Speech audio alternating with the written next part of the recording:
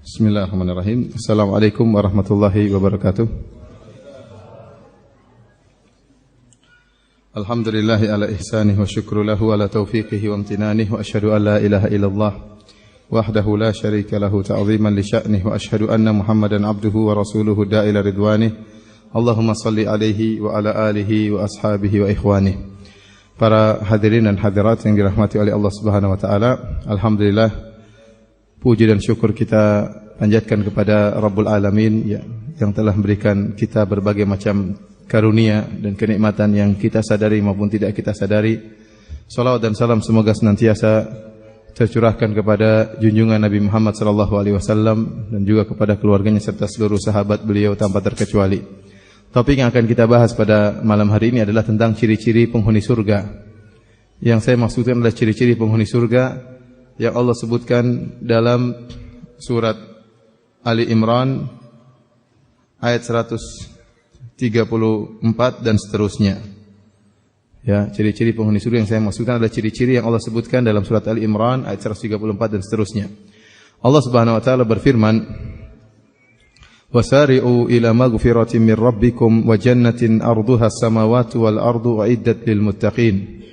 Bersegeralah kalian menuju kepada ampunan dari Rabb kalian dan bersegeralah menuju kepada surga Allah yang luasnya seluas langit dan bumi. Uiddat lil muttaqin, yang Allah siapkan surga tersebut untuk orang-orang yang bertakwa. Siapa penghuni surga orang-orang bertakwa tersebut? Kata Allah Subhanahu wa taala, "Alladzina yunfiquna fis sarra'i wad dharra'i wal kadhimina al ghaidha wal 'afina 'anil nas." Orang-orang yang mereka berinfak dalam kondisi sulit maupun dalam kondisi lapang.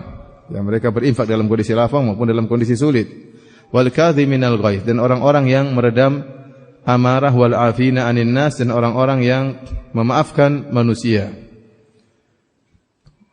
Wallahu yuhibbul muhsinin, dan Allah mencintai orang-orang berbuat ihsan, berbuat baik. Walladzina idza fa'alu fahishatan aw zalamu anfusahum dzakarullaha fastaghfiru lidzunubihim wa may yaghfiru dzunuba illa Allah. Walam yusirru ala ma fa'alu wa hum ya'lamun. Kata Allah Subhanahu wa taala, dan orang-orang yang jika mereka melakukan perbuatan keji atau mereka menzalimi diri mereka, mereka pun ingat kepada Allah Subhanahu wa taala dan mereka pun beristighfar mohon ampun atas dosa yang mereka lakukan. Dan siapakah yang bisa mengampuni dosa-dosa kecuali hanya Allah Subhanahu wa taala? Dan mereka tidak terus-menerus dalam dosa yang mereka lakukan sementara mereka mengetahui. Para hadirin dan hadirat yang dirahmati oleh Allah Subhanahu wa taala, inilah ciri-ciri penghuni surga yang disebutkan oleh Allah dalam beberapa ayat dalam surat Ali Imran ini.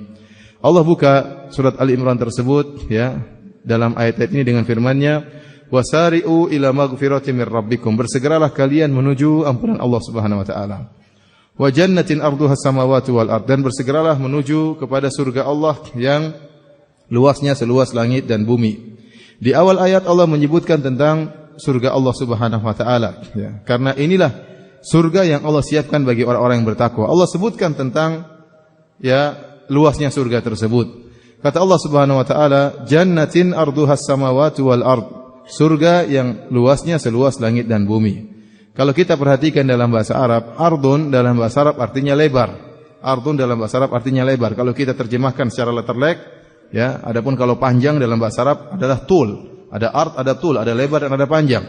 Kalau kita terjemahkan ayat ini dalam secara letterlek, maknanya wa jannatin arduhas samawati wal ard, bersegeralah menuju surga Allah yang lebarnya selebar langit dan bumi. Kata sebagian ahli tafsir, tatkala Allah menyebutkan lebar surga seperti langit dan bumi, ini menunjukkan panjangnya lebih daripada itu. Panjangnya lebih daripada. Oleh karenanya sebagian ahli tafsir berdalil bahwasanya surga pada hakikatnya lebih luas daripada luas langit dan bumi. Kenapa Allah menyebutkan hanya lebarnya saja? Bagaimana lagi dengan panjangnya? Dan kita tahu bahwasanya namanya panjang lebih panjang daripada lebar. Oleh karenanya penyebutan langit dan bumi hanyalah pendekatan. Pada hakikatnya surga yang Allah sediakan bagi orang yang bertakwa lebih luas daripada langit dan bumi. Kalau kita katakan surga seluas bumi, kita rasa sempit lah. Bumi ini meskipun luas tapi lama-lama juga kerasa apa? Sempit. Apalagi tinggal di Bekasi ya. Apalagi tinggal di Bekasi. Kalau tinggal di Irian Jaya masih ramai lah, masih lapang. Ya.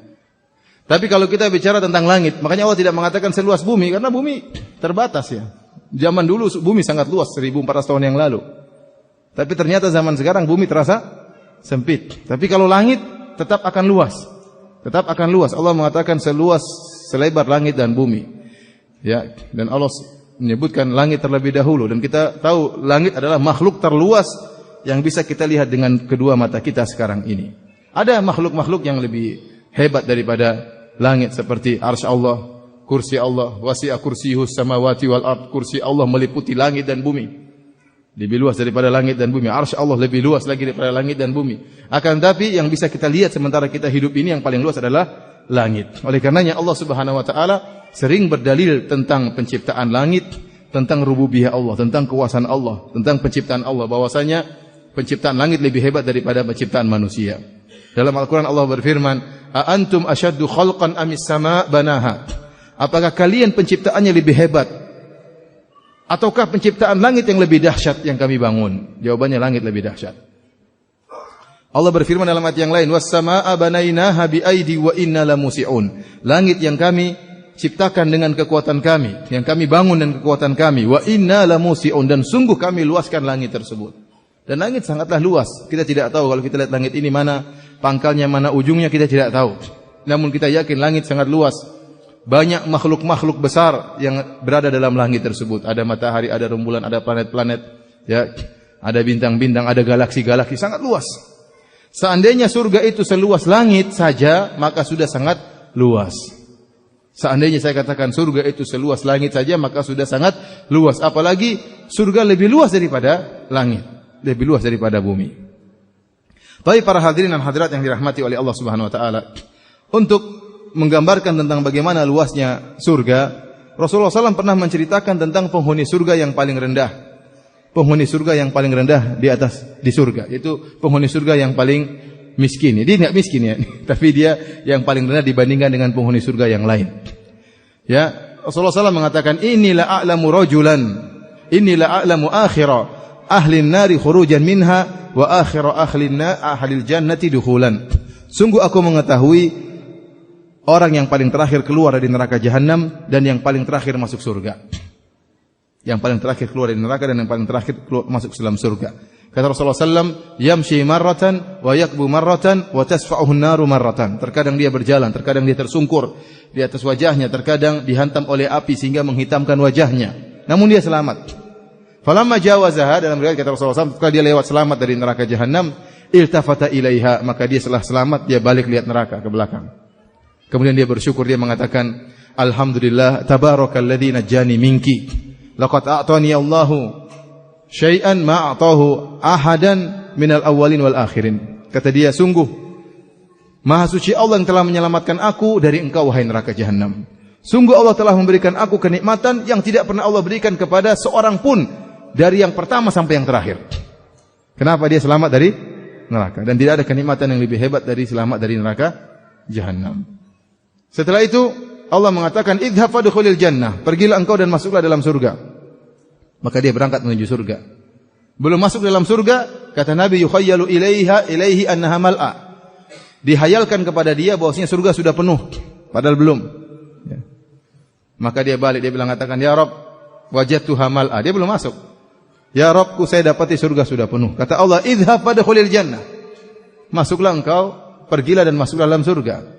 Maka dia pun pergi, masuk dalam surga. Maka kata Allah Subhanahu wa taala, "Fa innalaka mithla dunya wa asyrata amsalha." Bagi engkau surga seluas dunia dan 10 kali lipatnya. Dia kaget, dia dapat kaplingan di surga seluas apa?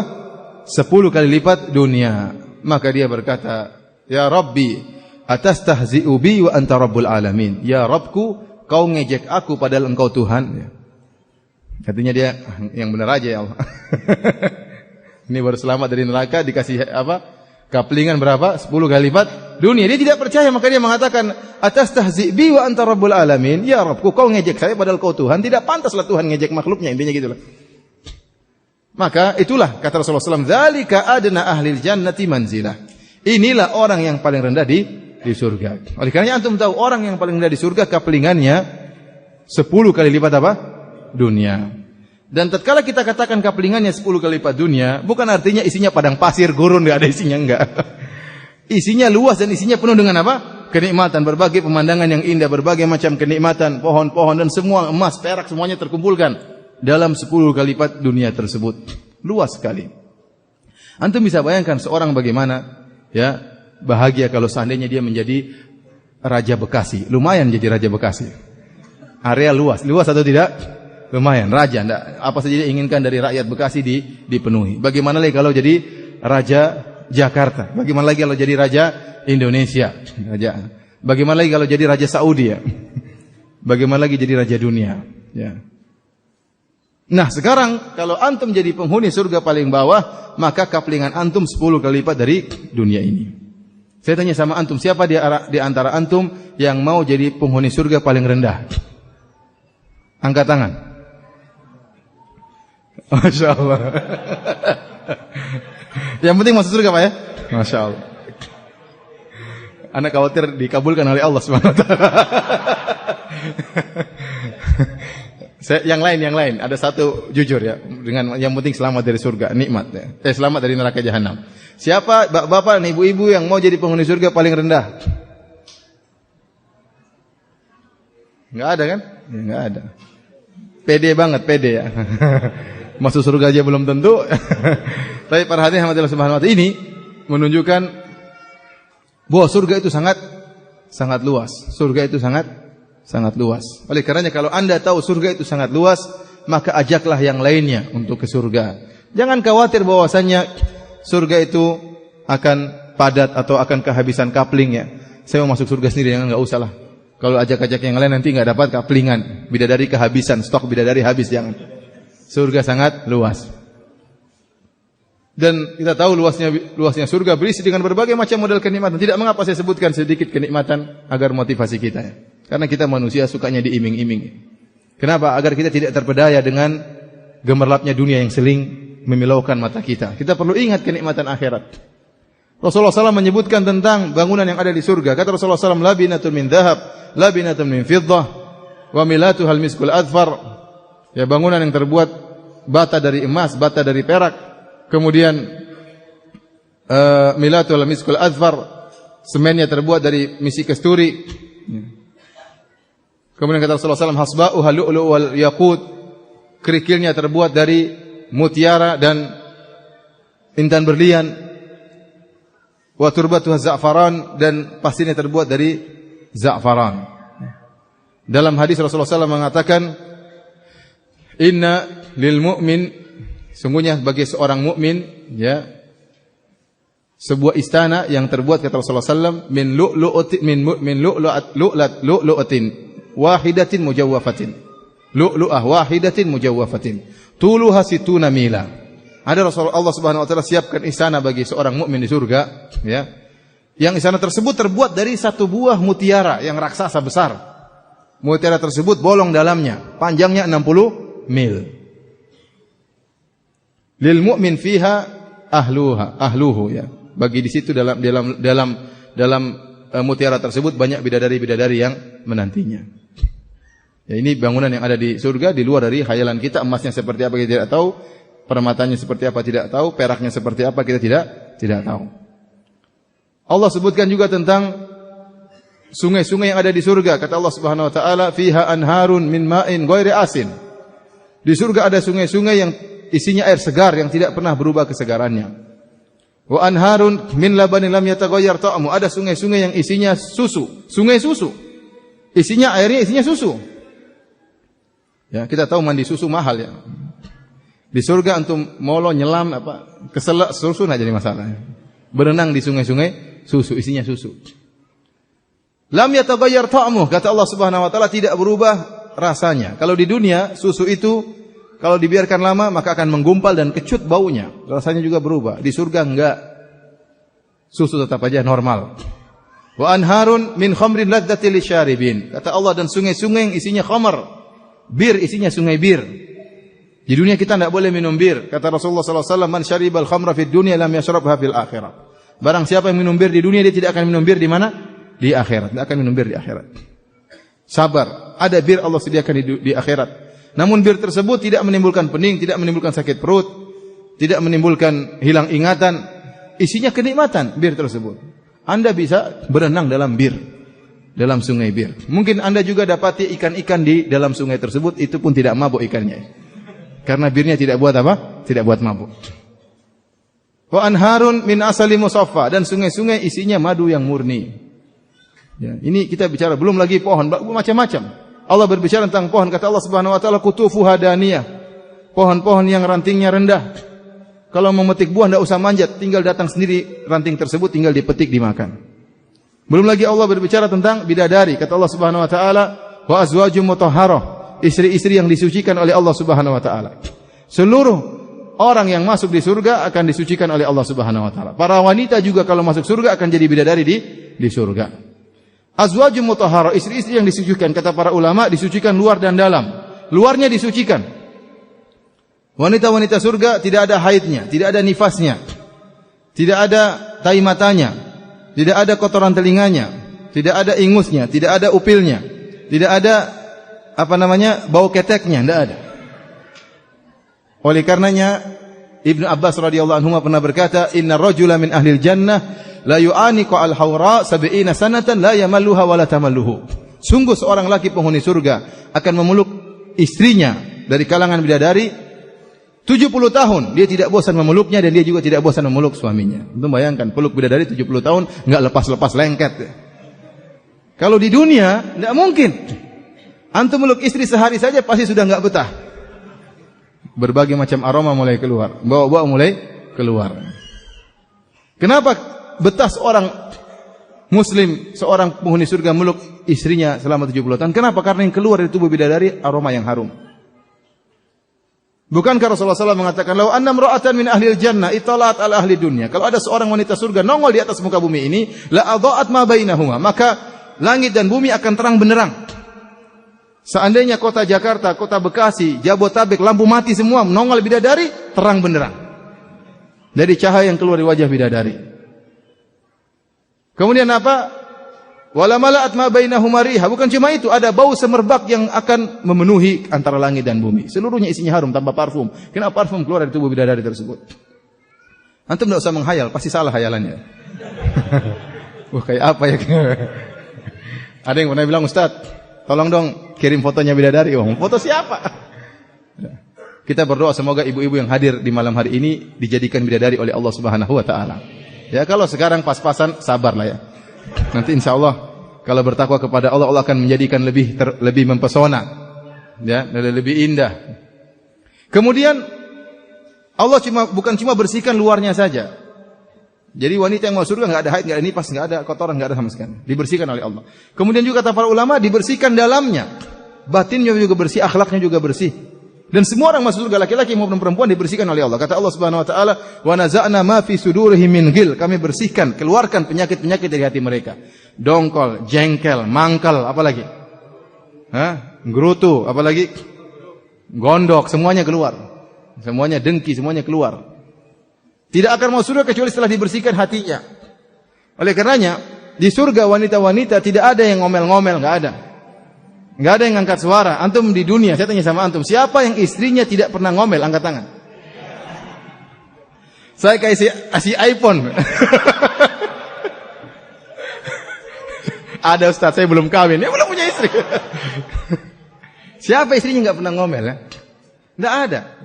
Enggak ada. Mau jenderal pun diomelin sama istrinya. Karena itu tabiat seperti itu ya. Namanya kenikmatan apapun di dunia ini pasti ada kekurangan. Ya. Pasti ngomel, pasti ngangkat suara ya. Oleh karena sampai ada orang pernah kirim surat ke saya, "Ustaz, saya mau masuk surga tapi enggak mau bawa istri." Kenapa? Takut istrinya ngomel-ngomel di surga. Baru main sama bidadari dipanggil, "Mau kemana kamu?" Para hadirin mati Allah Subhanahu wa taala. Jadi kalau udah masuk surga yang ada kebahagiaan, yang ada ketentraman, Nah, surga yang begitu indah dengan berbagai macam kenikmatan, dengan kaplingan yang begitu luas, Allah siapkan buat siapa? Kata Allah, "Uiddat lil muttaqin." Allah siapkan bagi orang-orang yang bertakwa. Nah, kita ingin menjadi orang-orang tersebut. Orang-orang yang bertakwa. Setelah itu Allah Subhanahu wa taala sebutkan tentang sifat-sifat orang-orang yang bertakwa tersebut. Kata Allah Subhanahu wa taala, Alladzina yunfiquna fis sarra'i wad dharra'i. Ciri pertama. Ciri-ciri penghuni yang pertama. Alladzina yunfiquna fis sarra'i wad dharra', yaitu orang-orang yang mereka berinfak fis sarra' dalam keadaan lapang mereka berinfak. Wad dharra' dalam keadaan sulit mereka juga berinfak. Bukan hanya tatkala lapang mereka berinfak, dalam sulit mereka tidak berinfak. Saya tidak mengatakan infaknya harus sama antara kondisi lapang dengan kondisi sulit. Tidak. Jelas berbeda. Kalau mungkin dalam kondisi lapang berinfak sebulan 1 juta, dalam kondisi sulit mungkin 100.000. Enggak apa-apa, wajar. Yang penting infak jalan terus. Yang penting infak jalan terus. Lihatlah bagaimana Aisyah radhiyallahu taala anha yang terkadang dalam kondisi sangat sulit. Aisyah yang pernah berkata, "Ra'ainal hilal, tsummal hilal, tsummal hilal. Salasatu ahillatin fi syahrain wa ma uqida fi buyuti azwajin Nabi sallallahu alaihi wasallam nar." Kami melihat hilal muncul, hilal muncul 3 bulan, 3 hilal kami lihat dalam waktu 2 bulan. Dan tidak ada api dinyalakan di rumah istri-istri Nabi. 2 bulan enggak ada api dinyalakan, enggak ada yang dimasak. Sampai perawi bertanya, "Wa ma ta'amukum ya ummah?" Apa makanan kalian? Kata Aisyah radhiyallahu taala anha, "Al-aswadan," korma dan air putih. Ya. Ini istri Nabi sallallahu alaihi wasallam. Inilah istri Nabi di dunia dan di akhirat, di surga dan di dunia. Suatu hari Aisyah radhiyallahu taala anha didatangi oleh seorang yang minta makan, kelaparan, bawa 2 putrinya, 2 anaknya, minta makan. Aisyah cari, dicek di rumah enggak ada apa kecuali 1 butir korma. Maka dia sedekahkan butir korma tersebut kepada wanita yang minta makan tersebut. Makanya Rasulullah SAW berkata, "Fattaqun nara walau bisyaqqit tamrah." Jagalah diri kalian dari neraka jahanam meskipun hanya berinfak dengan sepenggal korma. Artinya apa? Kalau kita enggak punya harta yang banyak, sedikit yang kita miliki, kita infakkan meskipun dalam kondisi sulit. Ya, jangan sampai kemudian terputus infak sama sekali. Ini ciri-ciri penghuni surga, berinfak. Dan yakinlah, dalam hadis Rasulullah SAW bersumpah tentang 3 perkara. Yang 3 perkara ini di luar daripada nalar manusia. 3 perkara yang saya katakan di luar daripada nalar manusia. Kata Rasulullah SAW, ma naqasat sadaqatun min mal. Bahwasanya sedekah tidak akan mengurangi harta. Yang kedua, ma zada Allahu 'abdan bi afin illa izzan. Allah tidak menambah bagi seorang hamba yang maafkan kecuali ditambah derajatnya. Yang ketiga, kata Nabi sallallahu alaihi wasallam, "Ma tawadha'a ahadun lillahi illa rafa'ahu." Tidaklah seorang yang tawadhu merendah diri karena Allah kecuali Allah akan angkat derajatnya. Ini semua 3 perkara ini luar pada nalar. Yang pertama, orang yang bersedekah secara zahirnya uangnya berkurang, namun kata Nabi tidak berkurang. Kok bisa tidak berkurang? Itu urusan Allah Subhanahu wa taala. Yang penting dia infak karena Allah Subhanahu wa taala. Kalau dia berinfak karena Allah, yakin tidak akan kurang, Allah akan tambah rezekinya. Yang bilang begitu Nabi sallallahu alaihi wasallam, dan Nabi bersumpah menjamin hal ini. Bagaimana cara tambahnya? Urusan Allah Subhanahu wa taala. Yang kedua, tidaklah seorang memaafkan kecuali Allah akan meninggikan derajatnya. Kebanyakan orang lihat kalau orang maaf enggak balas, dikatakan orang ini lemah, enggak punya kekuatan, penakut. Namun dia maafkan karena Allah, maka akan ditambah, diangkat derajatnya. Yang ketiga, seorang tawadhu, rendah diri. Kalau dia rendah diri karena Allah Subhanahu wa taala, orang mungkin menghinakannya, namun suatu saat Allah akan mengangkat derajatnya. Tapi oleh karenanya, ingat perkataan dalam hadis, "Ya ibna Adam, anfik unfik alaik." Wahai anak Adam, berinfaklah, maka Allah akan berinfak kepadamu. Jadi yang pertama, berinfak. Dan Rasulullah SAW mengatakan, "Wasadaqatu burhan." Sedekah itu bukti. Bukti bahwasanya Anda beriman. Mana buktinya? Anda beriman pelit, ini namanya tidak ada buktinya. Dan pelit itu harus dilawan. Al-bukhl adalah sifat yang tercela, harus dilawan. Harus paksakan tangan Anda untuk apa? Berinfak, dilatih sedikit demi sedikit dan semakin lama ditambah sedikit demi sedikit. Tapi ini yang pertama, ciri pertama penghuni surga, suka berinfak. Yang kedua kata Allah Subhanahu wa taala, wal kadhiminal ghaiz, orang-orang yang meredam amarah. Orang-orang yang meredam amarah. Perhatikan para hadirin dan hadirat yang dirahmati Allah Subhanahu wa taala. Ternyata di antara ciri-ciri penghuni surga adalah orang yang meredam amarah. Berarti meredam amarah ini bukan perkara yang sepele, dia perkara besar. Menurut orang sepele, dia tidak sepele di sisi Allah. Buktinya Allah menyebutkan di antara ciri penghuni surga adalah orang yang meredam amarah. Dia berkaitan dengan akhlak. Dan kita tahu akhlak yang mulia berat timbangannya di sisi Allah Subhanahu wa taala. Oleh karena para ulama mengatakan, amalan yang paling cepat memasukkan orang ke dalam surga setelah tauhid adalah akhlak yang mulia. Amalan yang paling mudah memasukkan orang ke dalam surga setelah tauhid adalah akhlak yang mulia. Di antara akhlak-akhlak yang mulia adalah meredam amarah. Oleh karenanya, tatkala ada seorang sahabat datang kepada Nabi sallallahu alaihi wasallam kemudian berkata, "Ya Rasulullah, ausini, wahai Rasulullah, berilah wasiat kepadaku." Kata Rasulullah sallallahu alaihi wasallam, "La taghdab, jangan kau marah." Dia minta wasiat yang keren, yang spesial buat dia supaya dia berbekal dengan wasiat tersebut. Jawaban Nabi ternyata sederhana, jangan marah. Faraddada miraran, maka dia ulangi lagi, seakan-akan dia tidak puas dengan wasiat tersebut. Dia minta, ya Rasulullah, ausini, ya Rasulullah, berilah wasiat kepadaku. Seakan-akan hati kecilnya berkata, carilah wasiat yang lain, bukan yang ini, saya ingin yang keren. Kata Rasulullah SAW, jawabannya sama, la taqdab, jangan marah.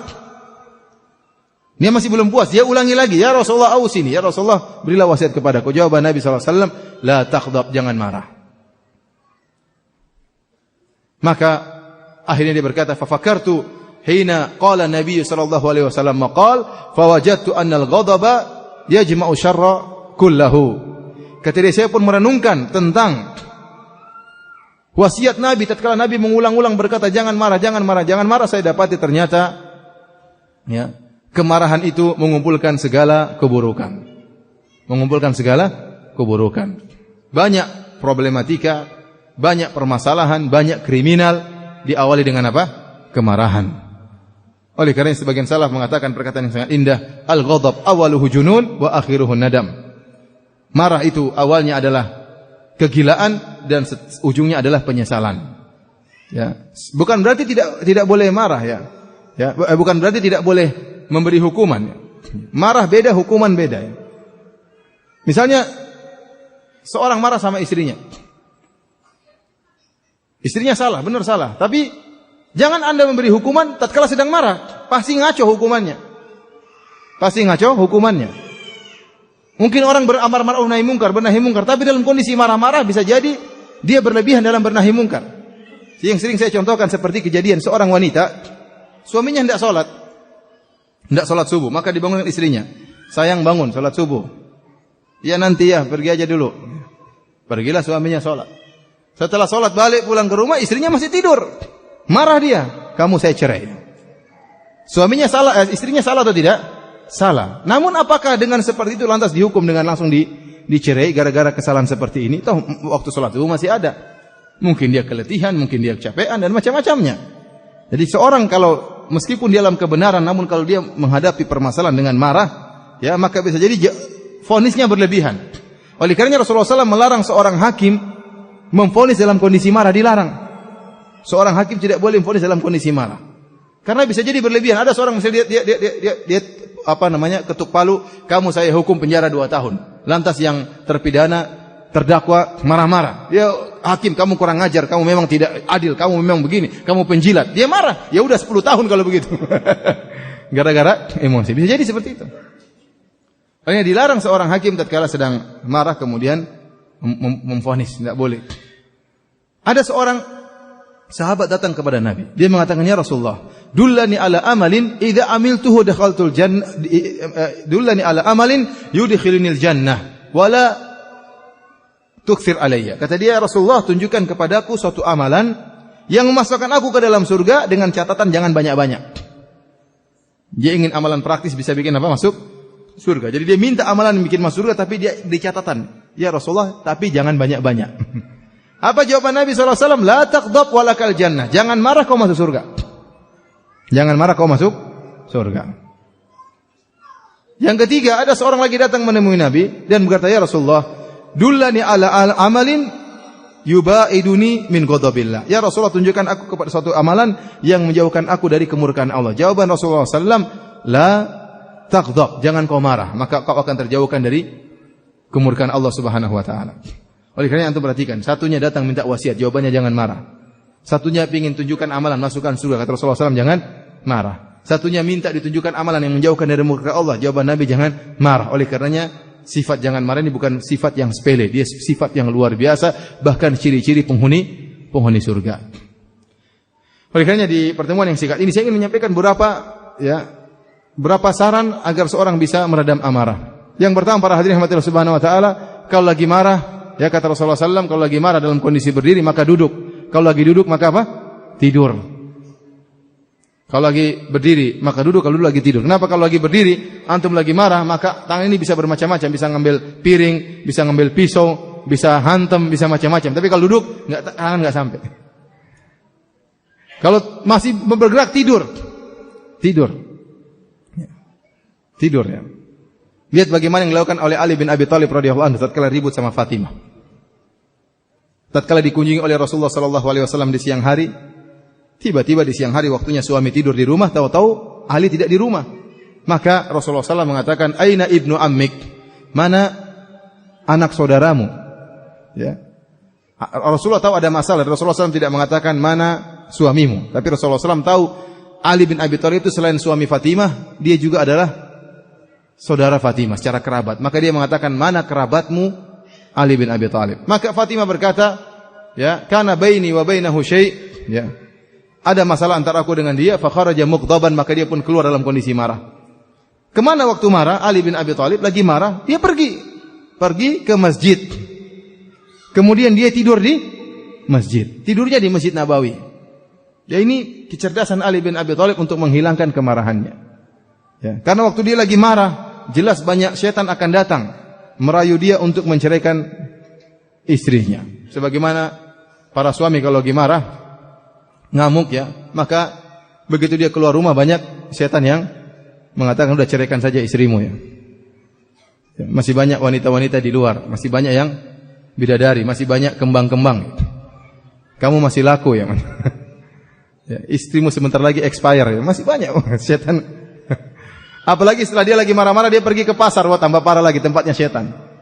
Ya udah ya, tapi kalau dia ke masjid ingat kepada Allah, tidur selesai. Ini dilakukan oleh Ali bin Abi Thalib radhiyallahu anhu. Tapi para hadirin rahmatillah subhanahu wa taala, ini kalau lagi marah demikian. Yang kedua, kalau lagi marah berwudu. Kata Rasulullah SAW, "Innal ghadaba minasyaitan wa innasyaitan khuliqa min nar." Lagi marah maka berwudu. Kenapa? Karena marah dari syaitan, syaitan diciptakan dari api, maka dipadamkan dengan wudu.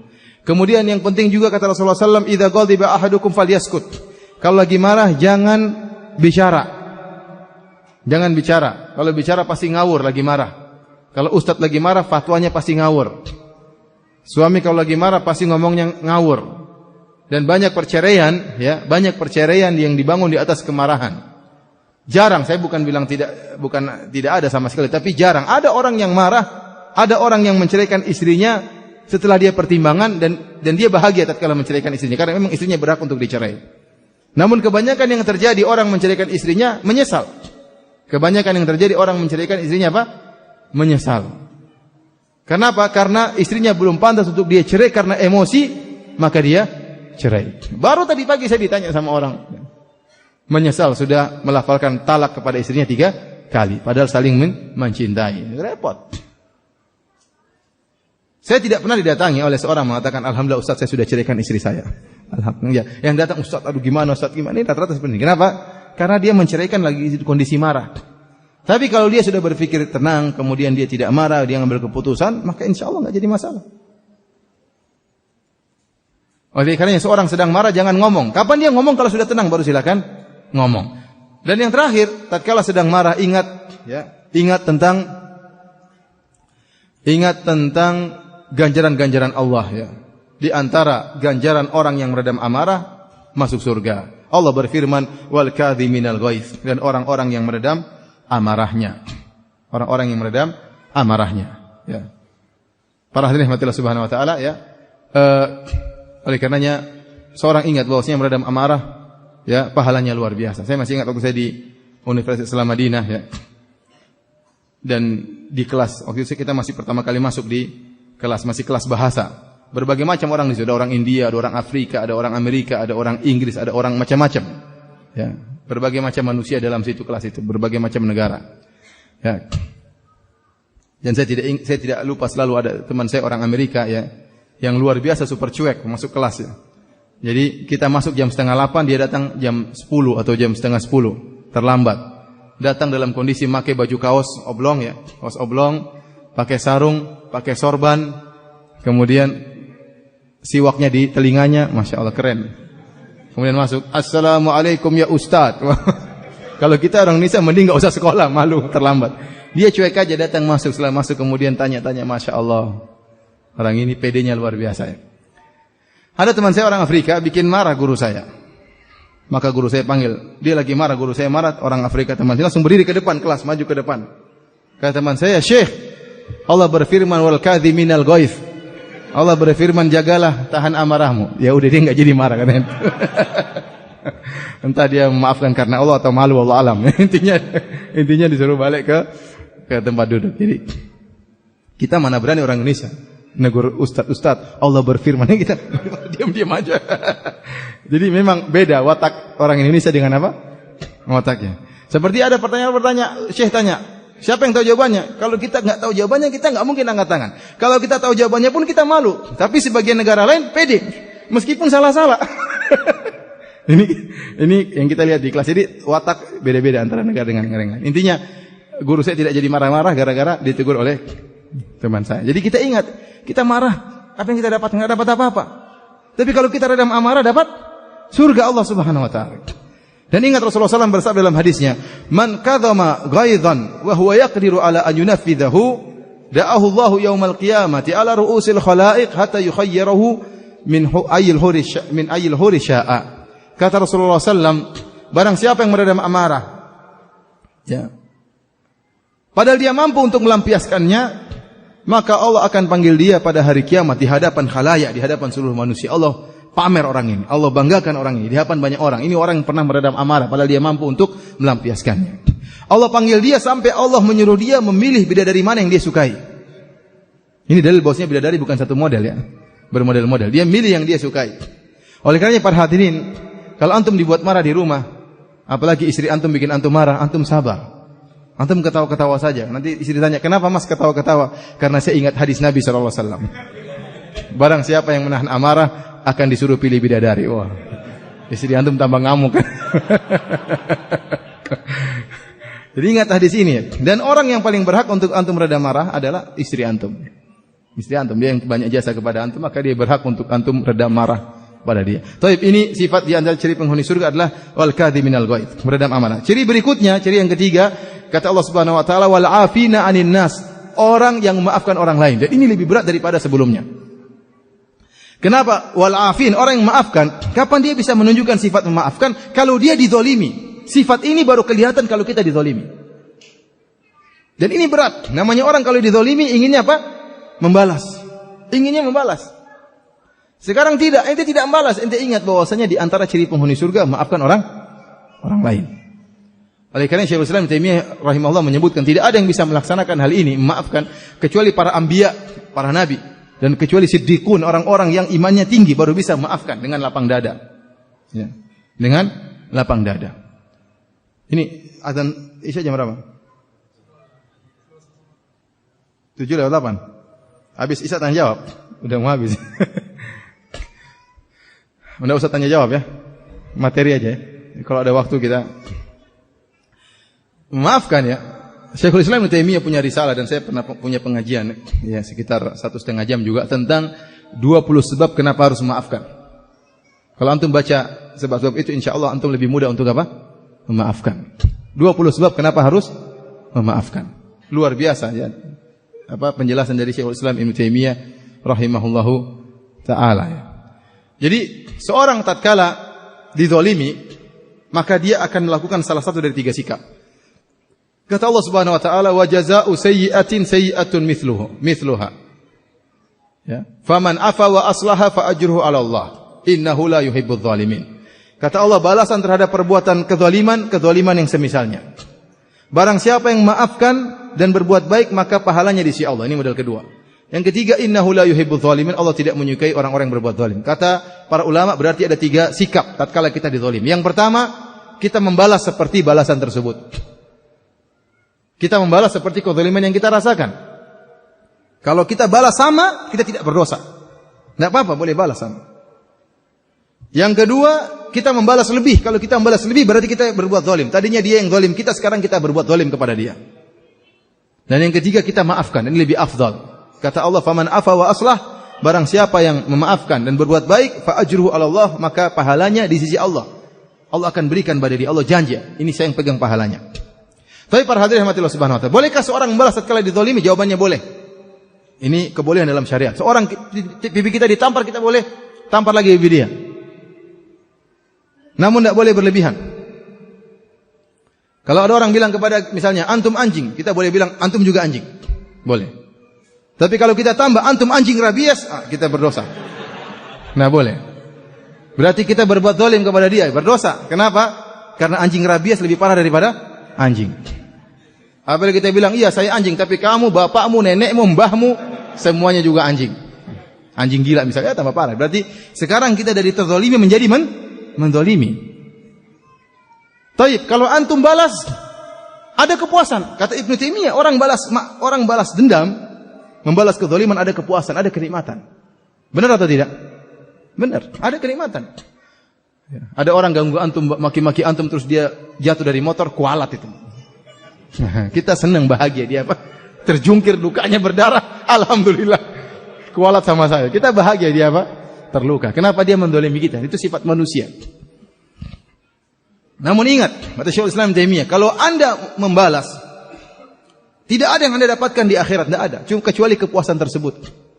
Dan ini berisiko, tatkala Anda balas berisiko. Risikonya apa kata Ibnu Taimiyah? Risikonya bisa jadi dia balas lagi lebih parah. Sehingga Anda tersibukkan untuk balas-balasan.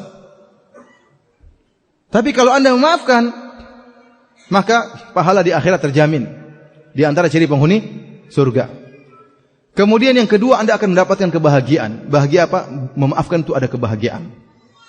Ya ikhwan, antum, hati antum kecil. Kalau antum isi dengan berbagai macam permasalahan, kasihan antum, banyak pikiran. Kalau antum punya masalah sama teman, sama kakak, sama adik, terkadang sama ibu, terkadang sama kerabat, sama bos di kantor, sama teman kerja, sama teman pengajian, sama ustadz punya masalah, waduh. Waktu antum mau tidur, antum murojaah, kurang ajar si fulan, kurang ajar. Gimana mau tidur? Tapi kalau antum maafkan seluruhnya, cuek aja, tenang, sudah tidur, selesai. Tidak kena stroke, tidak kena. Oleh karenanya, meskipun membalas dendam itu ada kelezatan, tetapi memaafkan kelezatannya lebih. Allah akan berikan kelezatan. Kenapa? Ketentraman, ketenangan. Kita punya waktu untuk mengurus anak, mengurus istri. Kenapa? Kalau kita sibuk melawan musuh kita, habis waktu. Cari-cari kesalahan dia, ingin membantah dia, habis waktu.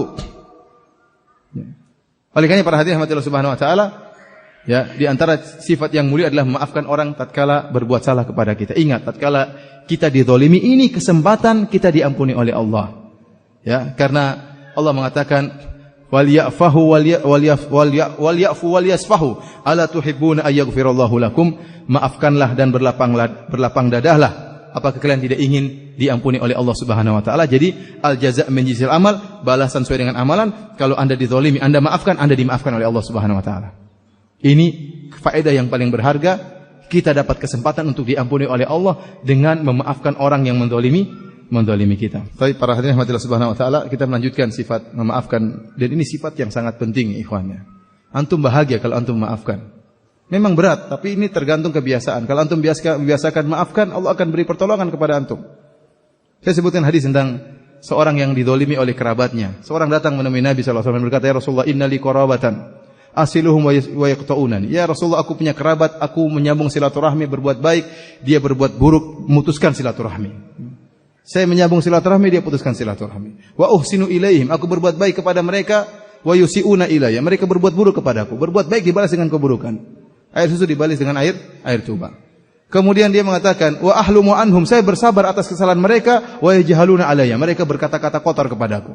Kata Rasulullah sallallahu, wa in kunta kama qult fa ka'annama tusifihul mal wa la yazalu ma'aka zahirun minallah ma dumta ala dzalik. Oh, kama qala Nabi sallallahu alaihi wasallam. Kata Rasulullah sallallahu, kalau kau demikian sebagaimana kau berkata, akan ada malaikat penolong yang Allah kirimkan bersama engkau selama kau dalam kondisi demikian. Jadi orang yang memaafkan akan diberi kekuatan oleh Allah Subhanahu wa taala, dan dia akan merasakan kebahagiaan dengan sifat memaafkan tersebut, Tapi kalau antum marah-marah, repot. Saya pernah ketemu dengan seorang, punya masalah sama temannya.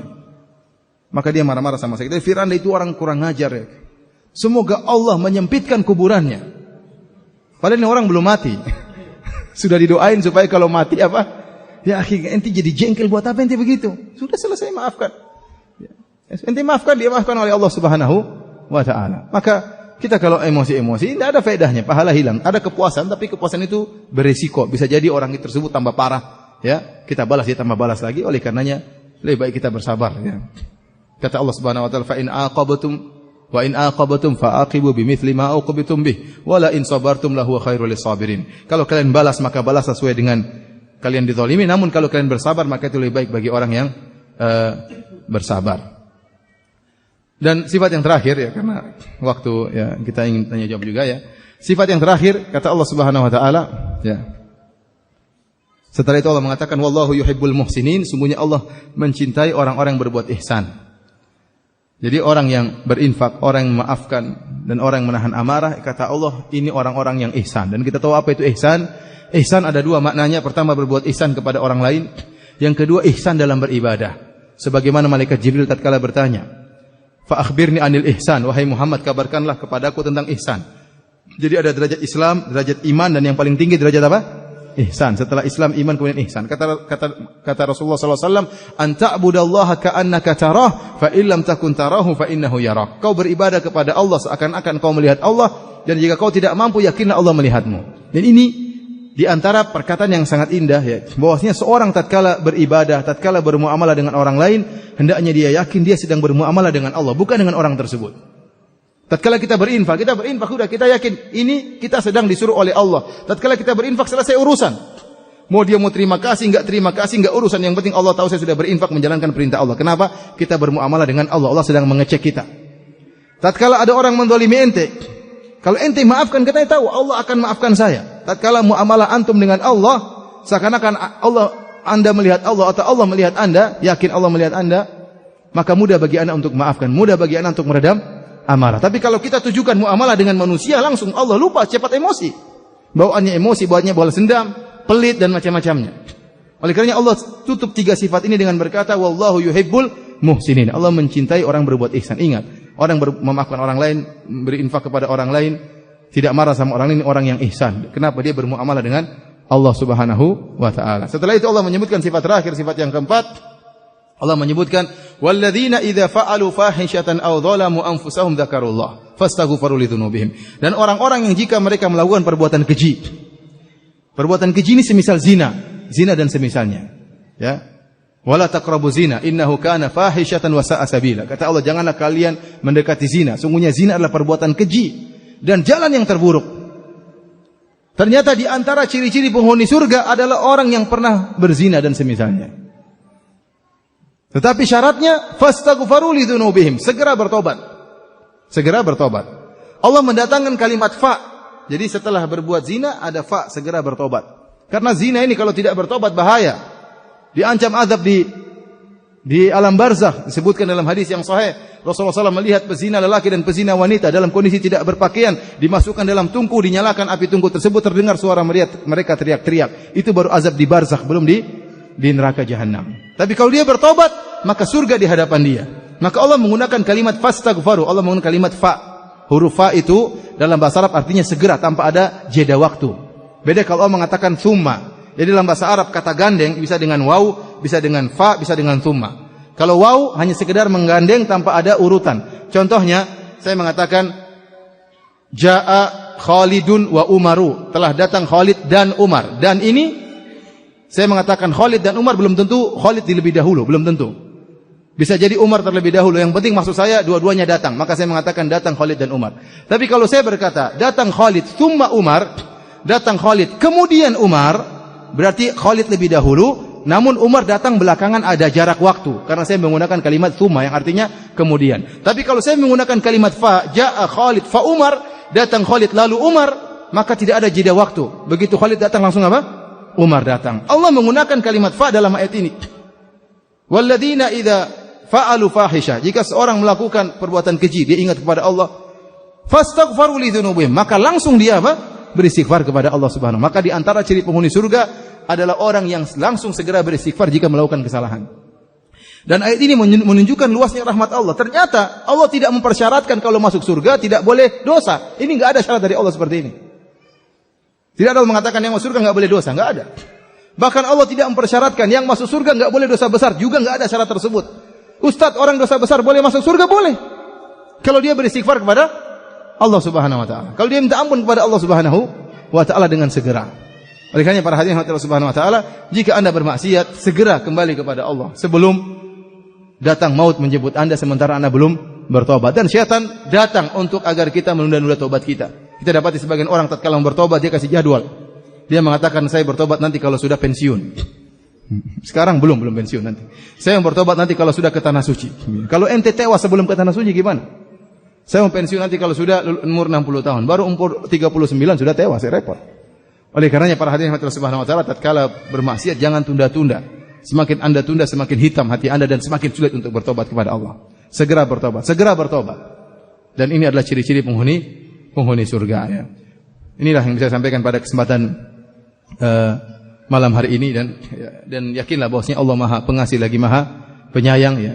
Rahmat Allah begitu luas, hendaknya kita husnudzon berprasangka buruk kepada Allah Subhanahu wa taala yang mencintai hamba-hambanya lebih daripada kasih sayang ibunya terhadap anaknya sendiri, dan kita berharap sebagaimana Allah kumpulkan kita di masjid ini, Allah kumpulkan kita di surganya kelak. Amin ya rabbal alamin. Kalau ada yang bertanya saya persilakan.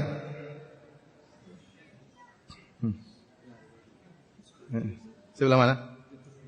Yang mana? Ya silakan. Silakan, Pak. Salam warahmatullahi.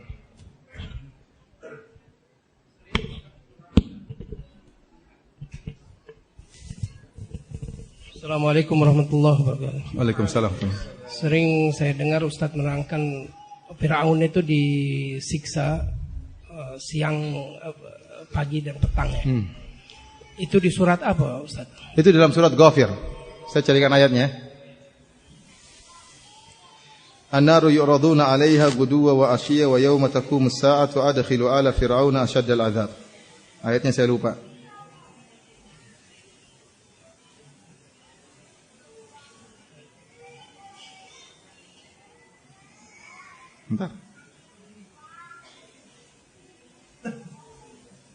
Sebentar, Ghafir surat 40. Allah Subhanahu wa taala berfirman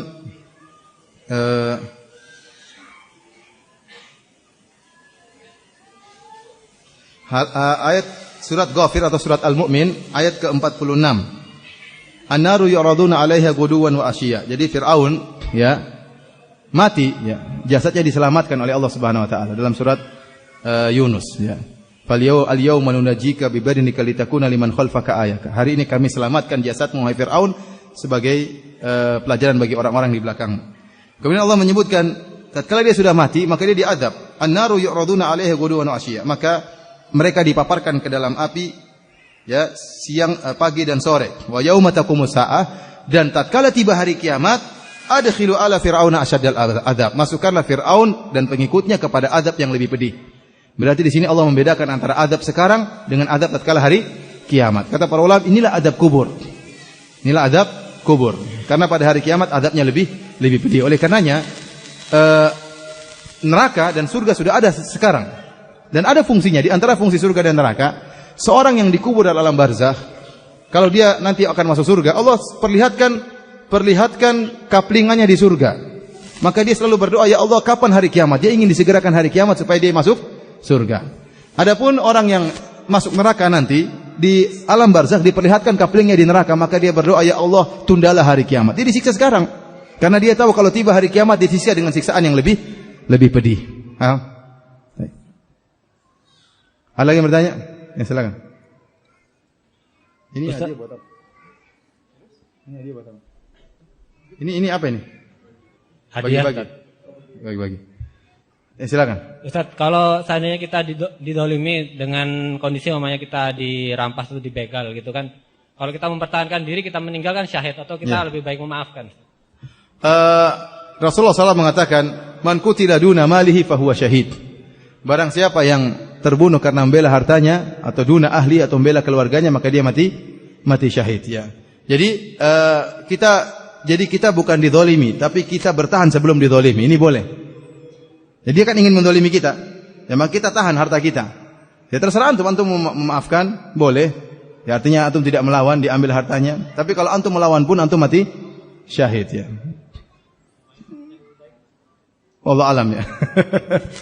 Kalau antum, tapi intinya ada pahala karena antum membela harta, membela istri itu termasuk apa? Berjihad di jalan Allah Subhanahu wa taala. Tapi maksudnya kasusnya antum sudah terlanjur diambil hartanya. Sudah terlanjur apa? Diambil hartanya. Misalnya diambil oleh kakak, diambil oleh adik misalnya. Ya. Ustaz, kalau begitu, kalau ada orang mencuri kita maafkan aja? Oh enggak ya. Kalau ada orang mencuri dan dia memang suka buat onar, maka kita laporkan. Kita maafkan dia. Dia mungkin orang ini, tapi kita melaporkan dia kepada polisi dalam rangka untuk mencegah apa? Keburukan. Tapi kita maafkan, ya sudah takdir Allah, harta kita mungkin dicuri kemudian dipakai ya sudah habis, mau diapain lagi? Marah-marah enggak ada faedahnya. Kita marah-marah harta enggak kembali. Tapi kita laporan ke polisi misalnya supaya dia ditangkap, supaya dia jerak. Ada maslahat yang lain, tapi kita maafkan. Jadi maksud saya, maafkan, marah bukan berarti tidak menghukum, ya. Tetapi boleh menghukum meskipun dalam kondisi memaafkan. Ya. Baik, ada lagi yang bertanya? Ustaz. Silakan. Barakallahu fiik, Ustaz. Ya. Kapan kita harus optimis jadi penghuni surga dan kapan kita harus pesimis jadi penghuni surga, Ustaz? Syukran. Kapan kita pesimis dan kapan kita optimis menjadi penghuni surga, ya. Kalau kita dapati ya bahwasanya para salaf mereka ya berhusnudzon kepada Allah, terutama tatkala mereka akan meninggal dunia. Dalam hadis Rasulullah SAW mengatakan, ya, la yamutanna ahadukum illa wa huwa yuhsinu dhanna billah. Ya, bahwasanya janganlah salah seorang dari kalian meninggal kecuali dia berhusnudzon kepada Allah. Dia husnudzon, mungkin tidak sampai derajat dia masuk surga, tapi dia berhusnudzon, ya Allah ampuni saya. Allah Maha Rahmat, rahmat Allah luas. Allah mengampuni dosa-dosa. Kalau pezina saja diampuni oleh Allah gara-gara memberikan minum kepada seekor anjing. Ya. Kalau 100 pembunuh nyawa, tatkala dia bertobat Allah maafkan, maka timbul seperti ini kapan? Tatkala kita akan meninggal dunia. Tapi salah kalau kita tatkala sedang bermaksiat kemudian kita husnudzon. Saya berzinalah, enggak apalah. Nanti Allah kan Maha Pengampun. Kalau saya mau tobat tinggal cari anjing kasih minum, selesai. Ya, ini salah seperti ini. Salah. Dia lupa ada orang masuk neraka gara-gara mendolimi kucing. Ya. Dia lupa dalam ayat orang pezina masuk neraka jahanam. Dia lupa dalam hadis disebutkan pezina ya di alam barzah disiksa. Oleh karenanya kita di antara khauf dan roja, tidak boleh takut terus juga karena bisa menjadikan orang putus asa. Dan tidak boleh roja terus, berharap terus, lupa dengan azab Allah. Tapi kata para ulama, tatkala Anda bermaksiat, takutlah kepada Allah agar Anda berhenti. Tatkala Anda akan putus asa, terutama tatkala mau meninggal dunia, maka husnudzan kepada Allah Subhanahu wa taala. Jadi kita di antara khauf dan roja. Ustaz, sahabat saya sejak mengenal sunnah menjadi jarang tersenyum pada tetangga. Apakah memang benar kita tidak boleh tersenyum pada tetangga atau orang lawan jenis karena sekarang terhadap kami dia juga begitu? Padahal kami sudah bersahabat sejak SMP. Jadi senyum ya, tabassumuka fi wajhi akhika shadaqah. Bersenyum di hadapan saudaramu sedekah. Kata Rasulullah SAW, la tahqiranna minal ma'rufi syai'an walau an talqa bi akhika bi wajhin talq. Ya. Ya, janganlah kalian meremehkan kebaikan apapun, sedikit pun jangan diremehkan meskipun engkau senyum di hadapan saudaramu. Jadi senyum ya tidak jadi masalah ya. Tidak diriwayatkan kalau Rasulullah SAW ketemu dengan sahabiat berwajah garang, tidak. Ya. Tidak ada dalil Rasulullah SAW ketemu setiap perempuan kemudian bermuka masam, tidak. Rasulullah SAW senyum, dikenal kana bassaman, sering tersenyum. Senyum dengan lawan jenis asalnya tidak jadi masalah selama tidak timbul apa? Fitnah. Ya, tapi misalnya ramah dengan orang, ramah tidak beda kalau senyum sambil main mata, itu lain lagi ceritanya. Tapi kalau ramah, senyum ya, tidak ada fitnah insyaallah. Tidak ada fitnah ya. Tapi kalau antum senyum melulu, itu yang bikin fitnah. Setiap ketemu dia selalu senyum, sama yang lain enggak senyum, ini bikin fitnah. Tapi kalau antum wajar-wajar saja, jadi mau saya ramah sama perempuan juga tetap apa? Ramah, kecuali dikhawatirkan bisa timbul fitnah. Contohnya dia janda. Antum senyum-senyum terus, wah, dia besar kepala bisa ya. Ini tatkala bisa menimbulkan fitnah, maka dikurangi kuantitas senyumannya. Ramah tidak ya, ramah senyum tanpa harus melirik-lirik ya. Jadi justru saya katakan orang yang mengenal sunnah harusnya lebih berakhlak mulia. Ya, sering saya sampaikan bahwasanya Islam ini tersebar dengan akhlak yang mulia, dengan ramah tamah, dengan bergaul dengan yang lainnya. Saya sering sampaikan, saya pernah jalan sama istri saya dengan sebagian akhwat-akhwat bercadar.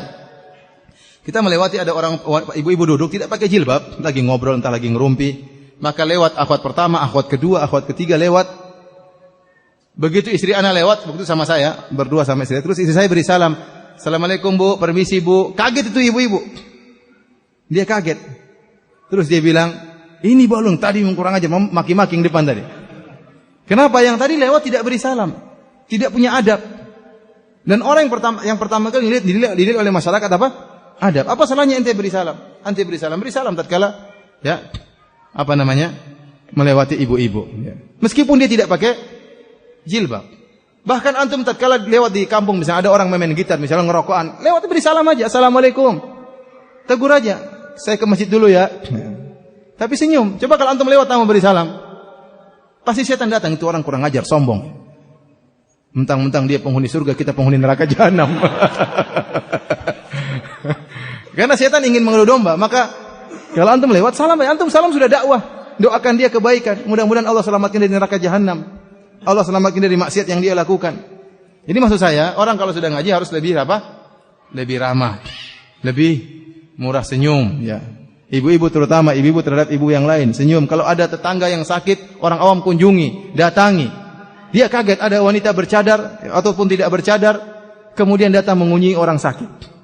Dia bisa jadi terdakwah gara-gara seperti itu. Ya. Bismillah, Ustaz. Silakan. Ada satu ini. Bagaimana hubungan terkaitan antara amalan yang menyebabkan masuk surga dengan hadis yang menyebutkan bahwa surga itu murni karunia Allah, Ustaz? Surga itu apa? Rahmat Allah. Jadi Rasulullah SAW mengatakan la yadkhulu ahdukumul jannah bi amalihi. Tidak seorang pun dari kalian masuk surga dengan amalannya. Wala anta ya Rasulullah? Rasul bertanya, engkau juga demikian Rasulullah? Kata Rasulullah SAW, wala ana, saya pun tidak masuk surga dengan amalan saya. Illa ayataghammadani Allah bi rahmatihi, kecuali karena Allah merahmati saya, maka saya pun masuk surga. Para ulama menjelaskan hadis ini sebagian dijelaskan oleh Imam Nawawi rahimahullah, ulama besar di mazhab Syafi'i dalam kitabnya Al-Minhaj. Hadis ini maksudnya surga itu tidak bisa dibeli dengan amalan kita. Jadi yang masukkan kita ke dalam surga adalah rahmat Allah. Tetapi yang menyebabkan Allah rahmat kepada kita adalah amalan kita. Saya ulangi, yang buat kita masuk surga apa? Rahmat Allah. Yang buat Allah rahmat dengan kita apa? Amalan soleh. Jadi intinya masuk surga disebabkan karena amal. Dan ini dalam ayat Al-Quran banyak. Di antaranya Allah mengatakan, udkhulul jannata bima kuntum ta'malun. Masuklah kalian ke dalam surga karena amal perbuatan kalian. Tilkal jannatul lati uristumuha bima kuntum ta'malun. Kata Allah, inilah surga yang kalian wariskan karena amalan perbuatan kalian. Allah menyebutkan tadi, Allah siapkan surga-surga bagi orang yang beriman, bertakwa. Siapa ciri-ciri bertakwa? Allah sebutkan amalan soleh. Semua ayat dalil menunjukkan orang yang beramal soleh, innalladzina amanu wa amilus solihat. Banyak kan dalam Al-Quran. Orang yang beriman dan beramal soleh masuk surga. Beriman beramal soleh masuk surga. Berarti amal soleh merupakan sebab masuk surga. Bahkan amal soleh merupakan sebab Allah membeda-bedakan antara penghuni surga yang satu dengan yang lainnya. Tidak akan Allah samakan antara orang yang sholat malam misalnya 2 rakaat dengan sholat malam 11 rakaat. Tidak disamakan oleh Allah. Allah Maha Adil. Tidak sama orang yang baktinya sama orang tuanya kurang dengan orang yang sangat berbakti kepada ibunya. Tidak disamakan oleh Allah. Allah Maha Adil. Bagaimana cara Allah membedakan? Dengan apa? Amal, melihat amal perbuatan mereka. Namun amal perbuatan yang kita lakukan tidak bisa untuk bayar surga. Surga itu luar biasa. Saya tanya sama antum, bagaimana antum cara bayar bidadari? Bidadari yang antum dapatkan, misalnya antum dapat satu bidadari. Tadi sifatnya tadi, wajahnya bercahaya, ya, kemudian baunya semerbak, ya, tidak ada bau-baunya, semuanya harum, ya. Ini antum dapatkan bidadari ini bukan untuk 1 tahun, 100 tahun, 1000 tahun, 1 triliun tahun, tidak. 1 bilion tahun, tidak. Tapi selama-lamanya abadi. Nah, untuk bayar bidadari ini, amalan apa yang ente buat bayar? Amal ente berapa tahun? Ente mungkin beramal cuma 30 tahun. Salat malam itu pun sering bolong-bolong. Belum dipotong dengan gibah, dipotong dengan lihat cewek, dipotong dengan namimah. Terus untuk bayar surga pakai apa? Paham? Jadi antum harus tahu bahwasanya amalan antum itu tidak pantas untuk bayar surga. Tetapi karena rahmat Allah, dengan sebab amalan antum, Allah berikan apa? Surga. Tapi untuk bayar surga, ya, jualan beli bidadari, mau bayar pakai apa beli bidadari? Kita saja mau nikah, maharnya setengah mampus. Itu pun ada expirednya. Boleh bayar bidadari pakai apa? Oleh karenanya ingat, maksudnya tidak seorang pun masuk surga dengan amalannya. Maksudnya amalnya nggak bisa dijadikan untuk beli apa? Surga. Tapi dia sebab untuk mendatangkan rahmat Allah. Adapun yang mengatakan tidak menyebabkan masuk surga, ini salah total, salah seperti ini. Jadi amal sebab masuk surga dengan cara mendapatkan rahmat Allah Subhanahu wa taala.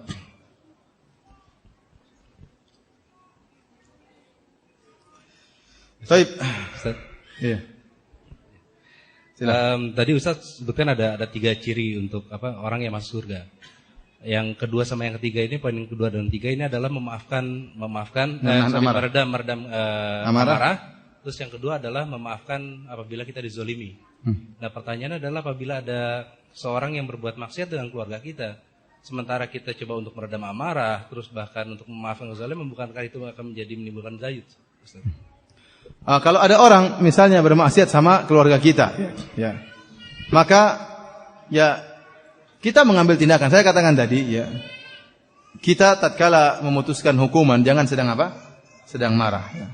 Kita boleh misalnya istri kita melakukan zina, ya kita ceraikan dengan tenang, dengan baik-baik aja. Saya ceraikan kenapa? Karena kau bermaksiat. Saya tidak ingin terjerumus dalam maksiat, membiarkan istri saya berzina dengan orang lain. Ya sudah, selesai.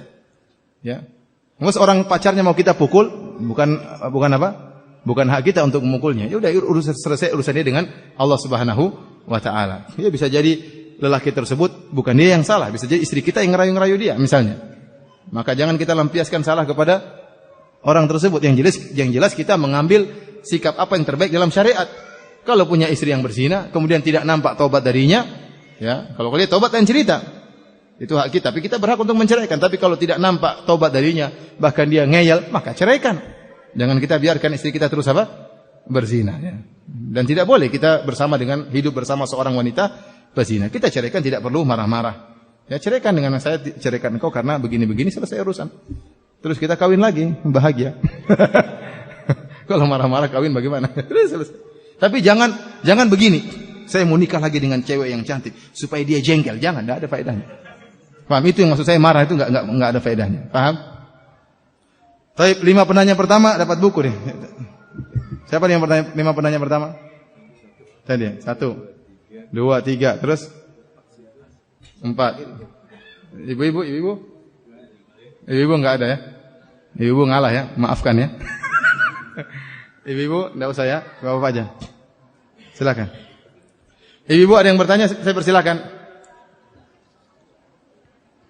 Apa sudah? Sudah. Enggak, orang mau sholat. Iya. Sampai di sini saja ya, karena waktu sudah larut ya. Mudah-mudahan bisa dilanjutkan di lain kesempatan. Kurang lebihnya saya mohon maaf. Wabillahi taufiq wal hidayah. Assalamualaikum warahmatullahi wabarakatuh. Subhanallah.